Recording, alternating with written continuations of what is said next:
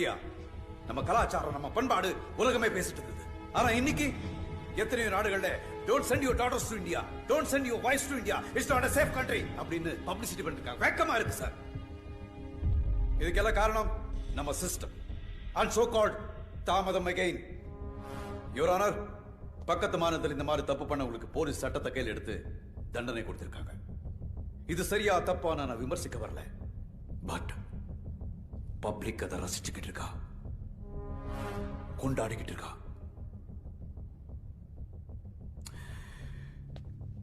நான் உங்கள ஒருத்தனா சொல்றேன், தப்பு பண்ணவங்களுக்கு தகுந்த தண்டனை கொடுத்து அது சரியான நேரத்தில் இம்ப்ளிமெண்ட் பண்ணலன்னா நிச்சயமா பப்ளிக் சட்டத்தை கையில எடுத்துருவா, which is very very scary.